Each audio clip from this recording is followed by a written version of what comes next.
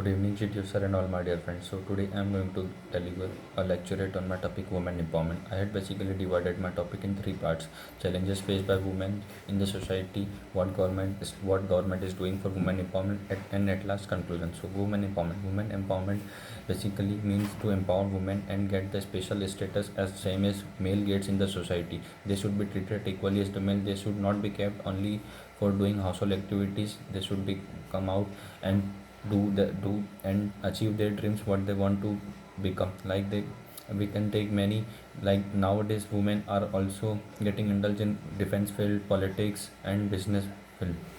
Even the women are becoming prime ministers of the many countries.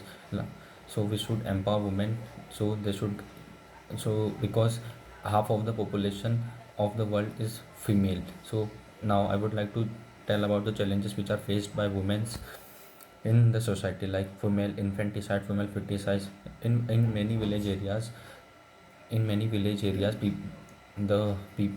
get to know about what the female is going to give birth. If it is a female in the womb, so they kill that so they kill the fetus inside the womb of mother. And also dowry system was also one of the major challenges which are faced by women. Like in village and many other areas, women, the the husband family needs more dowry from the female parents, but if they are not able to give the what they want in marriage, so they harass their daughter. And like gender bias in village area, the gender bias in many areas, gender bias is also can be seen, that women are not getting proper education, so that's why they are not able to achieve their goals what they are aspiring to become. But the males got proper education.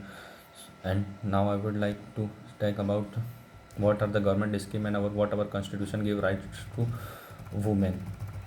So our basically our fundamental right provides women empowerment. Like in article 14 also say equality before law, which provides equal legal protection for women. And article 15(3) is also a special provision for women. Article 16 also said about equal opportunities for all citizens in public employment irrespective of caste, section, religion. Article 23 also said about prohibiting and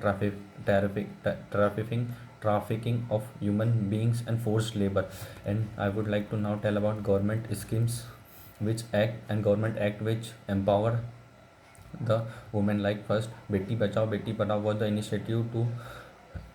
the initiative taken by the government to promote good education to women and women's. And like the Sarva Shiksha Abhiyan was also for girl education. And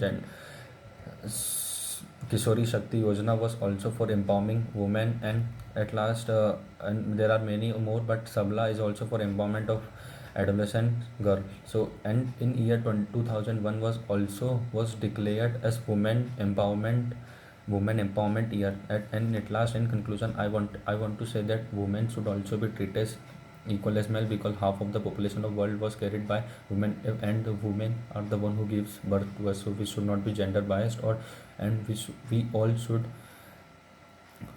support women, and women should be empowered with the help of government and the people of society. Thank you.